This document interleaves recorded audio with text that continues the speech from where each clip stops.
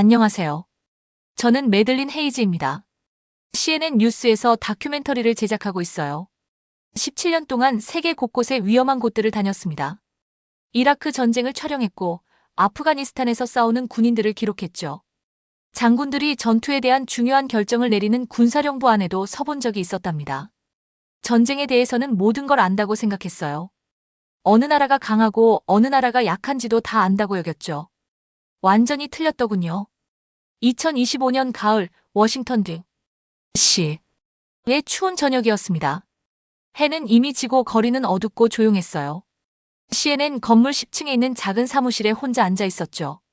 창밖으로 도시의 불빛들이 작은 별처럼 반짝이고 있었습니다. 뜨거운 커피 한 잔을 손에 들고 있었어요. 김이 올라와 얼굴을 따뜻하게 해주더군요. 다음 다큐멘터리 프로젝트 작업 중이었습니다. 책상 위에는 서류들이 흩어져 있었고 컴퓨터 화면은 어두운 방 안에서 파랗게 빛나고 있었어요. 피곤했지만 항상 늦게까지 남아서 일을 마무리했죠. 평소와 다름없는 저녁 루틴이었습니다. 갑자기 핸드폰에서 큰 부저 소리가 났어요. 화면에 뉴스 알림이 떴습니다. 핸드폰을 들고 메시지를 읽었죠. 트럼프 행정부, 한국 주둔 미군 완전 철수 진지하게 검토 중. 심장이 빨리 뛰기 시작했어요. 메시지를 다시 읽어 정확히 이해했는지 확인했습니다. 미군이 한국을 떠난다고요? 불가능해 보였어요. 미군은 70년 넘게 한국에 있었거든요. 위험한 이웃들로부터 한국을 보호하기 위해서였죠. 적어도 제가 늘 믿어왔던 것은 그랬습니다. 정치적인 말장난 정도로 생각했어요. 정치인들은 항상 관심을 끌기 위해 극적인 말을 하니까요. 그런데 핸드폰이 다시 울렸습니다. 이번에는 친구 제이크가 보낸 문자였어요. 제이크는 미국군 지도부가 일하는 펜타곤을 담당하는 기자입니다. 제이크의 메시지는 이랬어요. 메디, 이번엔 진짜야. 실제 문서를 봤어. 정말로 군인들을 집으로 데려올 계획이더라고. 펜타곤 내부 소식통들은 한국이 더 이상 우리 보호가 필요 없다고 말해. 한국의 군수 산업이 너무 강해졌다는 거야. 핸드폰 화면을 뚫어져라 쳐다봤습니다. 말이 이해가 안 됐어요. 한국의 군수 산업이 너무 강하다고요? 그게 대체 무슨 뜻이었을까요? 한국은 미국의 도움이 필요한 작은 나라라고 늘 생각했거든요. 한국은 스마트폰과 자동차를 만들지, 무기나 전투기를 만들지는 않잖아요. 그렇죠? 커피 잔을 책상에 내려놓았어요. 손이 약간 떨리고 있었습니다. 이 뉴스는 제가 세상에 대해 가진 이해를 완전히 뒤바꾸고 있었어요. 평생 미국은 보호하는 자이고 한국은 보호받는 자라고 믿어왔거든요. 미국은 크고 강한 형이고 한국은 도움이 필요한 작고 약한 동생이라고 말이죠. 하지만 제가 틀렸다면 어떨까요? 제가 주의를 기울이지 않는 사이에 한국이 자라서 강해진 건 아닐까요? 사무실 창가로 걸어가 아래 어두운 도시를 내려다봤습니다. 자동차들이 작은 개미처럼 길을 천천히 지나가고 있었어요. 사람들은 긴 하루 일과를 마치고 집으로 향하며 인도를 걸어가고 있었죠. 모든 게 평범하고 평화로워 보였습니다. 하지만 제 머릿속은 질문들로 가득했어요. 어떻게 한국이 미국의 보호가 더 이상 필요 없을 만큼 강해질 수 있었을까요? 한국은 어떤 무기를 만들까요? 어떤 기술을 가지고 있을까요? 왜 저는 이걸 몰랐을까요? 군사 문제 전문가라고 자처했는데 아무것도 모르는 것 같았거든요. 책상으로 돌아가 노트북을 열었습니다. 검색창에 한국 군사 무기를 입력했어요. 수많은 검색 결과가 화면에 나타났습니다. 탱크, 미사일, 전투기, 함선 사진들을 봤어요. 모두 한국에서 만든 것들이었습니다. 모두 믿을 수 없을 만큼 첨단이고 강력해 보였어요. 이미지들을 클릭하며 눈이 커졌습니다. 단순한 무기들이 아니었어요. 미국이 만드는 것만큼 좋아 보이는 정교한 군사 장비들이었습니다. 어떤 것들은 더 좋아 보이기도 했어요. 밤새 보고서를 읽고 동영상을 봤습니다. 전 세계 여러 나라에 무기를 수출하는 한국 회사들에 대해 알게 됐어요. 한국이 자체 전투기, 자체 미사일 방어 시스템, 자체 첨단 레이더 기술을 개발했다는 걸 발견했습니다. 한국은 더 이상 다른 나라에서 무기를 사기만 하는 게 아니었어요. 한국이 무기를 만들어서 다른 나라에 팔고 있었습니다. 창밖으로 해가 뜨기 시작할 때 제 인생을 영원히 바꿀 결정을 내렸어요. 한국으로 날아가겠다는 결심이었죠. 이 강력한 군수 산업을 제 눈으로 직접 보고 싶었습니다. 한국이 정말 무엇이 되었는지 진실을 알아내야 했어요. 그 순간까지는 몰랐습니다. 이 여행이 힘과 독립, 그리고 나라를 진정으로 보호한다는 것이 무엇을 의미하는지에 대한 제 모든 믿음을 완전히 바꿀 거라는 걸 말이에요. 그 결심을 실행에 옮기는 데는 사흘이 걸렸습니다. 태평양을 가로질러 한국으로 향하는 비행기에 앉아 있었어요. 14시간 걸리는 비행이었는데 잠을 한숨도 잘 수 없었어요. 머릿속에 질문들이 계속 맴돌더군요. 한국에서 무엇을 발견하게 될까요? 한국 군 관계자들이 저와 이야기나 해줄까요? 엄청난 실수를 하고 있는 건 아닐까요? 드디어 비행기가 서울에 착륙했을 때 긴장되면서도 동시에 흥분됐습니다. 공항은 거대하고 현대적이었어요. 제가 예상했던 것보다 훨씬 크고 깨끗했죠. 모든 것이 한국어와 영어로 함께 표기되어 있었습니다. 전광판들이 깜빡이며 움직이는 모습은 마치 공상과학 영화 같더군요. 제가 상상했던 작고 가난한 나라의 모습이 아니었어요. 다음 날 아침 택시를 타고 국방기술품 질원 건물로 갔습니다. 유리와 강철로 만들어진 높은 건물이었어요. 은색 타워처럼 하늘 높이 솟아 있었죠. 정문을 통과해 들어가니 반짝이는 대리석 바닥에 발걸음 소리가 울렸습니다. 모든 게 전문적이고 중요해 보였어요. 비서가 저를 20층 회의실로 안내했습니다. 회의실에는 거대한 창문이 있어서 서울 시내 전체가 아래로 펼쳐져 보였어요. 그 빌딩들 안에 수백만 명의 사람들이 살고 일하고 있었죠. 도시가 사방으로 끝없이 이어져 있는 것 같았습니다. 그때 박정민 원장님이 회의실로 들어오셨어요. 회색 머리와 날카로운 눈을 가진 진지해 보이는 분이었습니다. 짙은색 정장을 입고 자신감 있게 걸어오셨죠. 저를 보시고도 대부분의 사람들이 처음 만날 때 하는 것처럼 미소를 짓거나 악수를 청하지 않으셨어요. 대신 저를 똑바로 바라보며 말씀하셨습니다. 미국에서 우리 군수 산업을 배우러 오셨군요. 우리는 여기서 말로 설명하지 않습니다. 실제 결과로 보여드리죠. 조금 불편했어요. 목소리가 단호하고 직설적이었거든요. 잡담이나 정중한 대화로 시간을 낭비하지 않겠다는 게 분명했습니다. 진짜 일을 하려는 거였어요. 박 원장님이 리모컨 버튼을 누르자 회의실 조명이 어두워졌습니다. 창문 맞은편 벽이 갑자기 거대한 텔레비전 화면처럼 밝아졌어요. 무기와 군사장비 이미지들이 하나씩 나타났습니다. 전투기, 탱크, 미사일, 함선을 봤어요. 모두 한국어가 적혀 있었죠. 이 무기들은 믿을 수 없을 만큼 첨단이고 강력해 보였습니다. 전투기들은 미래에서 온 것 같은 매끈하고 현대적인 디자인이었어요. 탱크는 거대했고 정교한 장갑으로 덮여 있었습니다. 미사일들은 길고 뾰족했는데 빠르게 날아가 목표물을 완벽한 정확도로 타격하도록 설계된 것 같았어요. 하지만 가장 충격적인 건 각 무기 옆에 나타난 숫자들이었습니다. 화면에 국산화율 91%라고 표시됐어요. 한국이 이 무기들을 거의 다 혼자 힘으로 만든다는 뜻이었죠. 다른 나라 도움 없이 말이에요. 또 다른 숫자는 폴란드 수출 계약 15조 원이라고 되어 있었습니다. 한국이 이런 무기들을 다른 나라에 엄청난 돈을 받고 팔고 있다는 거였어요. 저는 늘 한국이 미국에서 무기를 산다고 생각했거든요. 한국이 무기를 만들어서 다른 나라에 판다는 건 상상도 못했습니다. 제가 세상을 이해하는 방식이 완전히 거꾸로였더군요. 박 원장님은 제가 화면을 뚫어져라 쳐다보는 얼굴을 유심히 관찰하고 계셨어요. 제 반응을 살피고 있다는 걸 알 수 있었습니다. 몇 분 후 다시 말씀하셨어요. 내일 KF-21 전투기 공장을 방문하실 겁니다. 우리가 어떻게 군사 항공의 미래를 건설하는지 직접 눈으로 보시게 될 거예요. 그날 밤 호텔방에서 본 것들이 계속 머릿속을 떠나지 않았습니다. 창밖으로 서울의 밝은 불빛들을 바라봤어요. 늦은 밤에도 도시는 활기로 가득했습니다. 자동차들이 길을 달리고 사람들이 인도를 걸어가고 있었어요. 보호가 필요한 약한 나라가 아니었습니다. 강하고 현대적이고 첨단 국가였어요. 한국에 대해 틀렸더군요. 완전히 완벽하게 틀렸어요. 다음 날 아침 정부 차량을 타고 이 시간을 달려 KF-21 공장에 도착했습니다. 공장은 도시 외곽에 있었는데 푸른 언덕과 숲으로 둘러싸여 있었어요. 도착했을 때 제 눈을 믿을 수 없었습니다. 공장 건물이 엄청났거든요. 축구장 여러 개를 합친 것보다 컸어요. 흰색 콘크리트와 파란색 강철로 만들어져 있었는데 아침 햇살에 반짝이고 있었습니다. 공장 안에서 제 전체 경력을 통틀어 본 것 중 가장 놀라운 걸 목격했어요. 로봇들이 전투기를 만들고 있었습니다. 단순히 인간을 도와서가 아니라 실제로 대부분의 작업을 스스로 하고 있었어요. 기계 팔들이 완벽한 정밀도로 움직이며 금속 부품들을 용접하고 있었습니다. 컴퓨터 화면에는 각 부품이 정확히 어디로 가야 하는지 표시되고 있었어요. 모든 게 깨끗하고 체계적이며 믿을 수 없을 만큼 효율적이었습니다. KF-21 전투기들은 하늘로 날아오를 준비가 된 금속 새처럼 보였어요. 날개는 날카롭고 우아했습니다. 몸체는 회색 위장색으로 칠해져 있었어요.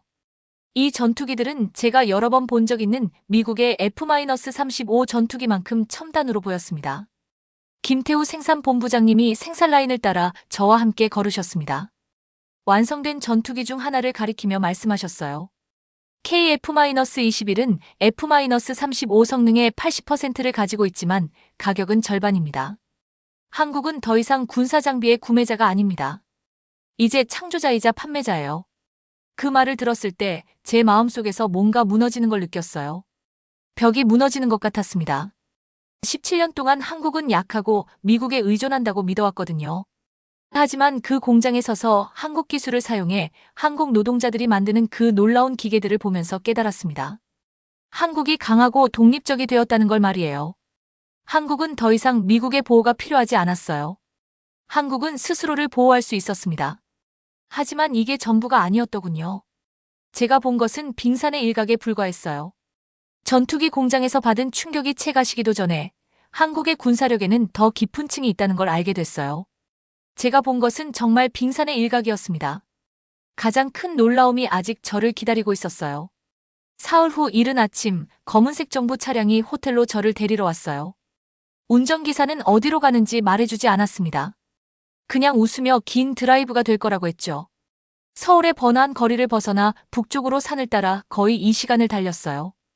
언덕 높이 올라갈수록 길은 더 좁아지고 구불구불해졌습니다. 키 큰 소나무들이 길 양쪽에 늘어서 있었는데 가지들이 우리 위로 뻗어 있어서 마치 녹색 터널 같았어요. 건물이나 표지판은 어디에도 보이지 않았습니다. 매우 비밀스러운 곳으로 가고 있었어요. 드디어 차가 숲으로 둘러싸인 평범해 보이는 사무 건물 앞에서 멈췄습니다. 건물은 3층 높이의 연한 회색으로 칠해져 있었어요. 너무 평범해서 주의를 기울이지 않았다면 그냥 지나쳤을 정도였습니다. 하지만 나무 사이에 숨겨진 보안 카메라들이 보였고 입구에는 검은 선글라스를 쓴 경비원들이 서 있었어요. 흰 가운을 입은 남자가 저를 맞으러 나왔습니다. 이정현 중령이라고 자기소개를 했는데 군인보다는 과학자처럼 보였어요. 머리가 헝클어져 있고 두꺼운 안경을 쓰고 있었습니다. 군화 대신 운동화를 신고 있었죠. 전혀 위험해 보이지 않았지만 곧 외모가 얼마나 속일 수 있는지 알게 됐답니다. 이 중령님이 특별한 키카드가 있어야 열리는 여러 문들을 통과해 저를 안내했어요. 각 문마다 삐소리가 나고 우리 뒤로 딸깍하며 닫혔습니다. 천장에 밝은 흰색 조명이 있는 긴 복도를 걸었어요. 벽은 깨끗한 흰색으로 칠해져 있었고 모든 곳에서 병원 냄새가 났습니다. 그리고 엘리베이터 앞에 도착했어요. 하지만 이 엘리베이터는 제가 본 어떤 엘리베이터와도 달랐습니다. 이 중령님이 작은 유리판에 엄지손가락을 대자 빨간 빛이 지문을 스캔했어요. 그제야 엘리베이터 문이 열렸습니다. 우리는 위가 아니라 아래로 내려가고 있었어요. 엘리베이터가 영원히 떨어지는 것 같았습니다. 압력 변화 때문에 귀가 먹먹해졌어요. 지하 5층까지 내려갔는데 대부분의 지하철역보다 더 깊었습니다. 드디어 문이 열렸을 때 미래 영화에서나 볼 법한 세계로 들어섰어요. 지하시설은 엄청났습니다. 천장 높이가 최소 30피트는 되어 보였고 방은 보이는 곳 어디까지나 사방으로 뻗어 있었어요. 수백 개의 컴퓨터 화면이 벽을 덮고 있었는데 지도와 숫자들, 움직이는 영상들을 보여주고 있었습니다. 화면들이 파란색과 녹색빛으로 빛나고 있어서 모든 게 신비롭고 중요해 보였어요. 이곳이 K-실드 통합 운용 체계였습니다. 한국 전체 군사방어의 두뇌 같은 곳이었어요. 이 방 하나에서 한국군 장교들은 자국과 전 세계에서 일어나는 모든 일을 볼 수 있었습니다. 적의 미사일을 추적하고 한국 컴퓨터에 대한 사이버 공격을 감지하며 어떤 위협에도 대응을 조율할 수 있었어요. 하지만 가장 놀라웠던 건 한국의 새로운 군사 전략 접근법을 보여주는 거대한 화면들이었습니다. 모든 걸 통제하는 하나의 중앙 사령부를 두는 대신 한국은 작은 지휘센터들의 네트워크를 만들어 서로 연결했더군요. 한 센터가 파괴되어도 다른 모든 센터들이 완벽하게 계속 작동할 수 있었어요. 이 중령님이 젊은 군인들이 컴퓨터 단말기에 앉아서 비디오 게임을 하는 것처럼 보이는 구역으로 저를 데려갔습니다. 하지만 게임이 아니었어요. 실시간 군사 전투 시뮬레이션이었습니다. 군인들은 아무도 다치지 않으면서 다양한 공격에 어떻게 대응할지 연습하고 있었어요. 한 화면에는 가상 도시를 날아다니는 자율 드론들이 보였습니다. 이 드론들은 인체의 열을 감지하고 무선 신호를 탐지하며 심지어 손상된 건물 안을 들여다봐서 도움이 필요한 사람들을 찾을 수도 있었어요. 드론들은 스스로 생각하고 결정을 내릴 수 있는 지능적인 금속 새 같았습니다. 다른 화면에는 이 중령님이 전장 대응 알고리즘이라고 부르는 것이 표시되어 있었어요. 이것은 수천 개의 정보를 단 몇 초 만에 분석해서 어떤 위협에든 최선의 대응 방법을 제안할 수 있는 컴퓨터 프로그램이었습니다. 모든 한국 무기 안에 세계에서 가장 똑똑한 군사 고문이 들어있는 것 같았어요. 이 놀라운 시스템들이 함께 작동하는 걸 보면서 심장이 빨리 뛰게 하는 뭔가를 깨달았습니다. 한국은 단순히 전쟁을 위한 무기를 만드는 게 아니었어요. 애초에 전쟁이 일어나지 않도록 하는 기술을 만들고 있었습니다. 미군의 접근법은 항상 적보다 더 큰 총과 더 많은 군인을 갖는 것이었어요. 하지만 한국의 접근법은 완전히 달랐습니다. 한국은 지능과 기술을 사용해서 싸울 필요가 없도록 만들고 있었어요. 이 중령님이 제가 입을 벌리고 화면들을 뚫어져라 보고 있는 걸 알아챘어요. 한국이 전 세계 분쟁들을 지켜보면서 중요한 교훈을 얻었다고 설명해 주셨습니다. 가장 강한 나라가 되려고 하는 대신 한국은 가장 똑똑한 나라가 되기로 결정했다고 하더군요. 이건 단순한 군사기술이 아니었어요. 군사적 지혜였습니다. 마침내 지상으로 돌아왔을 때 지하시설에서 몇 시간을 보낸 후라 오후 햇살이 믿을 수 없을 만큼 밝게 느껴졌습니다. 서울로 돌아가는 동안 차에 앉아서 제가 본 모든 것을 이해하려고 애썼어요. 한국은 세상 어디에도 존재하지 않는 뭔가를 만들어냈습니다. 파괴보다는 보호를, 무력보다는 지능을, 전쟁보다는 평화를 우선시하는 방어 시스템을 구축했어요. 군사 문제를 다룬 17년 경력에서 처음으로 전쟁을 준비하는 대신 평화를 준비하는 나라를 봤습니다. 그 나라가 바로 한국이었어요. 이제 이 놀라운 발견을 어떻게 세상에 알릴지 고민해야 했습니다. 그 결정은 빨리 내려졌습니다. 호텔방으로 돌아온 그날 밤, 한국의 놀라운 군사기술에 대해 배운 모든 것들로 머릿속이 돌고 있어서 잠을 잘 수 없었어요. 창가에 앉아 서울의 반짝이는 불빛들을 바라보며 결정을 내렸어요. 이 이야기를 세계와 나눠야겠다고 말이죠. 노트북을 열고 다큐멘터리의 짧은 예고편 영상을 만들기 시작했습니다. 우리가 몰랐던 한국의 전략이라고 제목을 붙였어요. 영상은 고작 3분이었지만 제가 목격한 놀라운 것들을 보여줬습니다. 자정 직전에 CNN 글로벌 유튜브 채널에 업로드했어요. 다음에 무슨 일이 일어날지 전혀 몰랐답니다. 다음 날 아침 깨어났을 때 핸드폰이 알림으로 쉴 새 없이 울리고 있었어요. 영상이 인터넷에서 폭발적인 반응을 보이고 있었습니다. 단 8시간 만에 50만 회 이상 조회됐어요. 점심시간이 되자 100만 회를 돌파했습니다. 저녁이 되어서는 전 세계 사람들이 130만 번 시청했어요. 댓글란은 수십 개 언어로 된 메시지들로 가득했습니다. 미국, 유럽, 아프리카, 아시아 사람들이 모두 한국의 군사력에 대해 이야기하고 있었어요. 어떤 댓글들은 웃음을 자아냈지만 한 댓글이 저를 멈춰서서 생각하게 했습니다. 누군가 이렇게 썼더군요. 작은 나라, 하지만 거대한 준비. 이 6단어가 제가 한국에 대해 발견한 것을 완벽하게 담아냈어요. 한국은 크기는 작을지 몰라도 지능과 계획에서는 거대했습니다. 사흘 후 CNN이 저를 또 다른 임무에 보냈어요. 폴란드로 날아가서 한국 무기들이 실제 나라에서 진짜 군인들에게 어떻게 사용되고 있는지 보라는 거였습니다. 서울에서 바르샤바까지의 비행은 거의 14시간이 걸렸지만 계속 조사를 이어갈 수 있어서 흥미진진했어요. 바르샤바 외곽의 폴란드 군사기지에 도착했을 때 본 것이 놀라웠습니다. 한국산 K9 자주포들이 거대한 금속 코끼리처럼 완벽한 줄을 지어 서 있었어요. FA-50 전투기들이 활주로에 앉아 있었는데 오후 햇살에 엔진이 번쩍이고 있었습니다.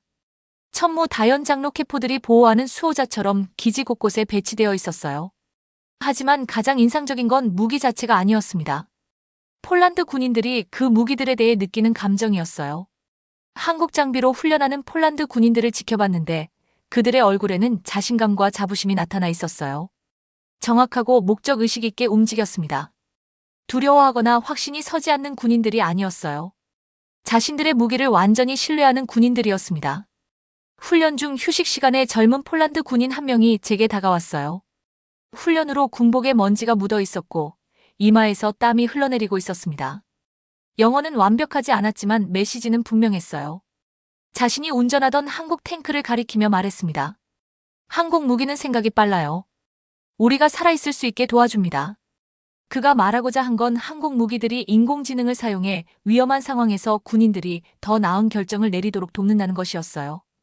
미국 무기들은 인간 지휘관의 명령을 기다리는 동안 한국 무기들은 위협을 분석하고 몇 초 만에 대응을 제안할 수 있었습니다. 폴란드 군인들이 한국 군사 드론으로 연습하는 걸 지켜봤어요. 이 드론들은 인간 군인을 보내기에는 너무 위험한 지역으로 날아갈 수 있었습니다.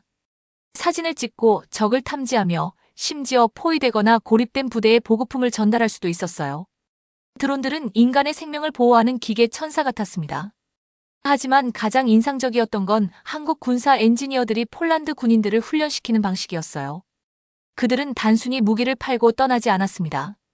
한국 전문가들이 몇 달 동안 머물면서 폴란드 군인들에게 장비 사용법뿐만 아니라 유지보수, 수리, 개선 방법까지 가르쳤어요. 한국은 단순히 무기를 파는 게 아니었습니다. 지식을 나누고 있었어요. 폴란드 대령이 훈련 중 한국 무기들이 얼마나 효과적이었는지에 대한 보고서를 보여줬습니다. 한국 시스템들은 폴란드군이 모의 공격에 기존 장비보다 40% 빠르게 대응할 수 있게 도왔어요. 한국의 안전 시스템이 너무 첨단이어서 훈련 중 부상을 입는 폴란드 군인들이 줄어들었습니다. 한국은 다른 나라들을 더 강하고 안전하게 만들고 있었어요. 그날 저녁 한국 무기에 대한 경험에 관해 여러 폴란드 군 장교들을 인터뷰했습니다. 모두가 다른 방식으로 같은 말을 했어요. 한국 군사기술은 한 가지 주요 목표로 설계됐다고 말이죠. 바로 인간의 생명을 보호하는 것이었습니다. 미국 무기들은 적을 파괴하도록 설계됐어요. 한국 무기들은 아군을 구하도록 설계됐습니다. 한 폴란드 장군이 저에게 소름 끼치는 말을 했어요. 한국 무기들이 폴란드 군인들의 전쟁에 대한 사고방식을 바꿨다고 하더군요. 적을 공격하는 데 집중하는 대신 폴란드 군인들은 이제 자국민을 보호하고 불필요한 분쟁을 피하는 데 집중한다고 했습니다. 한국은 세계의 군사력에 대한 새로운 사고방식을 가르치고 있었어요. 그날 밤 바르샤바 호텔 방에 앉아서 제가 목격하고 있는 것이 단순한 무기 판매나 군사기술보다 훨씬 큰 의미라는 걸 깨달았습니다. 한국은 조용히 전 세계가 국방에 접근하는 방식을 바꾸고 있었어요. 전 세계 나라들이 한국의 사례에서 배우고 있었습니다. 진정한 힘은 가장 큰 군대나 가장 파괴적인 무기를 갖는 데서 오는 게 아니라는 걸 발견하고 있었어요. 진정한 힘은 너무 잘 준비되고 지능적이어서 적들이 아예 싸우지 않기로 선택하게 만드는 데서 나온다는 걸 말이죠. 한국은 선생님이 되었고 세계는 한국의 학생이 되고 있었습니다. 그리고 한국이 가르치는 교훈은 전쟁보다 평화를 선택하는 방법이었어요. 그날 밤 폴란드에 대한 보고서를 업로드했는데 다시 한번 전 세계 수백만 명의 사람들이 시청하고 공유했습니다. 소문이 퍼지고 있었어요. 한국이 세계에 특별한 뭔가를 제공하고 있다는 것 말이죠.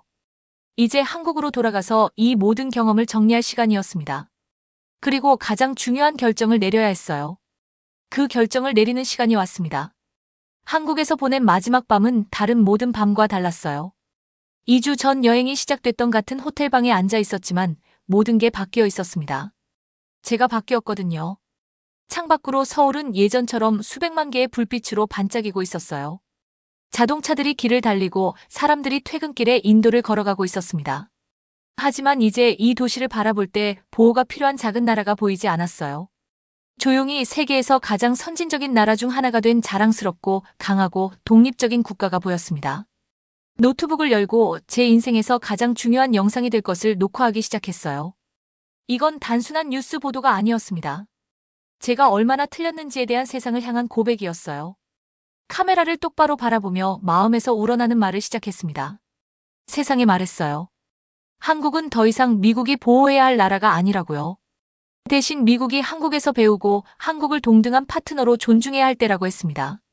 17년 동안 믿어왔던 모든 것과 너무 달라서 입에서 나오는 말들이 이상하게 느껴졌어요.